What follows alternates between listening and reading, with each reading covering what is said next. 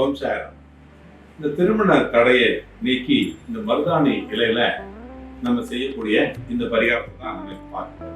ஒரு பிள்ளைய, ஒரு பொண்ணை நம்ம பெற்ற பிறகு அந்த முதல்ல ஆரம்பத்துல இருந்து அதில் சாப்பாடு கொடுக்கறதுல இருந்து படிக்க வைக்கிறதுல இருந்து அவங்களுடைய வருங்காலம், அவங்களுடைய வருமானம், இந்த மாதிரி எல்லாத்தையும் நம்ம ஒரு விஷயத்தையும் பார்த்து பார்த்து செய்யறோம்.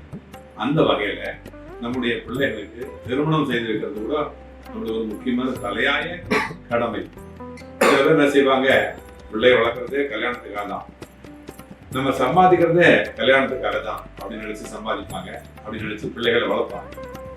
ஏதோ கமர்ஷியலா சில பேர் செய்வாங்க, சில பேர் வந்து ஒரு தர்மத்தோட நீதியோட செய்வாங்க அந்த பிள்ளைக்கு கல்யாணம் நடக்கிறது.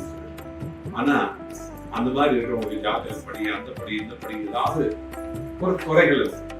அதனால அந்த நட்சத்திரம், பொருத்தம் இது மாதிரிலாம் இல்லாம அது தோஷம் இருக்கும், திருமண தோஷம். சில விஷயத்த வந்து தன்னுடைய பிள்ளைகள் வந்து சில திருமணம் உடனே கை கொடுக்கும். தோஷம் இருக்கிறதுனால அந்த தடை வரும். வசதி, படிப்பு, சரியான வேலை இல்லாம இந்த மாதிரி காரணங்களால அவங்களுக்கு பிரச்சனைனால திருமணம் நடக்கிறது தள்ளி போகக்கூடாது. அதுதான் நம்ம இந்த பரிகாரத்தை சொல்றோம். திருமண வயதை கடந்த பின்னரும் திருமணம் நடக்காமல் இல்லையா, மருதாணி இலை பரிகாரம். இந்த மருதாணி இலை தீப பரிகாரம் அப்படின்னு நான் சொல்றேன். அப்படின்னா 5 வாரத்துக்குள்ள இது நடக்கும். 5 வாரத்துக்குள்ள இந்த திருமணம் நடக்கும் அப்படிங்கிறது ஐதீகம். இதை செய்யக்கூடிய ஒரு முறை மிகவும் எளிமைதான், ரொம்ப ரொம்ப எளிமை, ஆனா வலிமையான ஒரு பரிகாரம், ஒரு தாந்திரிக பரிகாரம். சரியா? நம்ம வீட்டு பிள்ளைங்க பெண்ணா இருந்தா வெள்ளிக்கிழமை அன்னைக்கு 2 மண் அகல் விளக்கு புதுசா வாங்கணும். புதுசா 2 அகல் விளக்கு மண்ணில் செஞ்சிருப்பாங்க இல்லையா, அதுல நல்ல எண்ணெயை ஊற்றி அதுல 2 மருதாணி இலையை போட்டு 2 மருதாணி இலையை போட்டு அதை தொடர்ந்து 5 வாரம் 5 வாரம் அந்த தீபத்தை ஏற்றி பாபாவுக்கு முன்னாடி வச்சு திருமணமாகாத அந்த பெண் மனதார பாபாவுக்கு முன்னாடி நின்றுகிட்டு ஓம் சாயி நமோ நமக, ஸ்ரீ சாயி நமோ நமக, ஜெய் ஜெய் சாயி நமோ நமக அப்படின்னு ஒரு முறை சொன்னா போதும். ஒரே ஒரு முறை தனக்கு தாலி பாக்கியம் வேணும் அப்படின்னு நினைச்சு சொன்னா போதும். அந்த மருதாணி இலை அந்த தீபத்தை நல்லெண்ணெய் ஊற்றி ஏற்படும் இல்லையா, அதை தொடர்ச்சியா 5 வாரத்துக்கு பெண் பிள்ளையா இருந்தா இதை செஞ்சுக்கணும். இதே ஆண் பிள்ளையாக இருந்தால் இந்த பரிகாரத்தை அதே பாபாவுக்கு முன்னாடி வச்சு அதே மாதிரி வியாழக்கிழமைகளை செய்துக்கிறோம். வியாழக்கிழமைகள்ல இதை பண்ணிட்டு வரணும். இதை பண்றது சிறப்பு.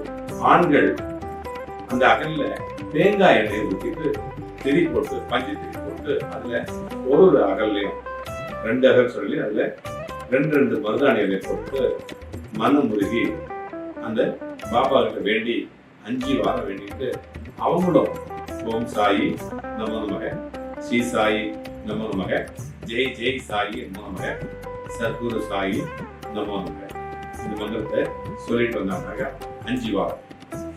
இது எப்ப சொல்லணும்னா காலையில குடிச்சிட்டு நியம நிஷ்டைகள்லாம் முடிச்சுட்டு வந்து பூஜை பண்ணும்போது பாபாவுக்கு கவுளி அடிக்கிறார். நடக்கும்ன்றது சொல்ற பிள்ளைக்கு இதை பண்ணிட்டு தான் நடக்கும்ன்றத பாபாவே சொல்றாரு அப்படின்னு தான் நான் நினைக்கிறேன்.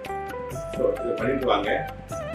கண்டிப்பா 5 வாரத்துல உங்களுக்கு நல்ல ஒரு வரம் வரும். நல்ல பிள்ளையா அமையும்.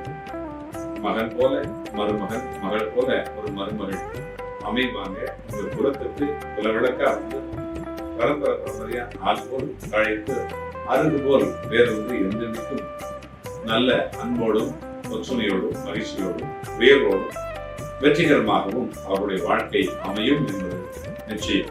அதற்காக அடியேனும் வாழ்த்துக்கிறேன். நிறைய நம்ம கோயில பார்த்தோம்னா இந்த பரிகாரத்தை பண்ணிட்டு நூற்றுக்கணக்கான அந்த இன்விடேஷன்ஸ் அடுக்கி வச்சிருக்கோம். நம்மளால போய் அட்டன் பண்ணவே முடியாது. அதுலேயும் வியாழக்கிழமையா கல்யாணம் பார்த்துருக்கோம்.